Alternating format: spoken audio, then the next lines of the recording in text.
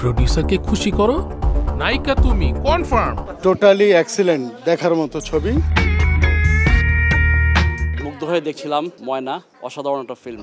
আমাদের গল্পের ময়নায় পরিণত হয়। যতটুকু ভালো ভেবেছিলাম তার চেয়েও বেশি ভালো লেগেছে। প্রত্যেকটা নারীরই এই ছবিটা দেখা দরকার। খুব ভালো হয়েছে ছবি, সামাজিক। এখন আসলে এই ধরনের সামাজিক ছবি হলে আমরা আবার হলে ফিরে আসবো আর কি। মুগ্ধ হয়ে দেখছিলাম ময়না, অসাধারণ একটা ফিল্ম। প্রতিটা সিকোয়েন্স আমার কাছে খুব ভালো লাগছে। বিশেষ করে সমসাময়িক বিভিন্ন ঘটনাগুলো সুন্দর করে আলিমুল্লাহ খোকন ভাই এই ময়না সিনেমায় ফুটিয়ে তুলেছে। পুরো সিনেমাটা প্রথম থেকে শেষ পর্যন্ত আমি খুব মুগ্ধ হয়ে দেখেছি। আমি বিশ্বাস করি এই সিনেমাটা খুব ভালো হবে। অসাধারণ একটা ছবি, যতটুকু ভালো ভেবেছিলাম তার চেয়েও বেশি ভালো লেগেছে। সবচেয়ে ভালো লেগেছে আমার আফফান মিতুলের ক্যারেক্টারটা। এটা এত ভালো হয়েছে, মানে রিয়েলিস্টিক ফুটে উঠেছে একেবারে, যে অ্যাকচুয়ালি যা হওয়া দরকার ছিল ঠিক তাই হয়েছে।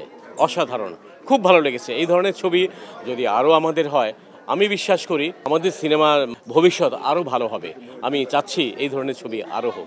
আমি প্রথমের দিকে খুব থান্ডার্ড হয়েছিলাম যে what is going on actually. লাস্টের দিকে আমার এত ভালো লেগেছে যে সমাজকে একটা শিক্ষার জন্য একটা বিশাল একটা ভালো জিনিস। প্রত্যেকটা নারীরই এই ছবিটা দেখা দরকার। খুব ভালো হয়েছে না, আমার কাছে তো খুবই ভালো লাগলো। আমি অনেক দিন পরে এরকম একটা ছবি দেখলাম। কারণ নায়িকা অত পরিচিত না, তারপর নায়ক পরিচিত না, কিন্তু গল্পটা এত সুন্দর। এখন যে প্রজন্ম একদম মিলে গেছে ওইটার সাথে। এখন আসলে এই ধরনের সামাজিক ছবি হলে আমরা আবার হলে ফিরে আসবো আর কি। হ্যাঁ, বর্তমান প্রজন্মের খুবই ভালো। এখন যে এই প্রজন্ম যে এখন সমাজে যেভাবে তারা এখন কলুষিত হচ্ছে, আমার মনে হয় এই ধরনের ছবি আসলে আমাদের নতুন প্রজন্মের জন্য খুবই ভালো। এটা এখনকার সময় আমাদের পরিবারের মা বাবা ছেলে মেয়েদেরকে নিয়ে এই ছবি দেখা উচিত আমি মনে করি বর্তমান প্রেক্ষাপটে। ছবিটা চমৎকার, বাট এই সময়ের জন্য মানে আমাদের যে নারী সমাজরা এবং মেয়েরা এবং অবহেলিত হচ্ছে, বিভিন্নভাবে বিভিন্ন দিকে চলে যাচ্ছে বা বিভিন্ন বিপদগামী হচ্ছে, এই বইটা সামাজিক ছবি।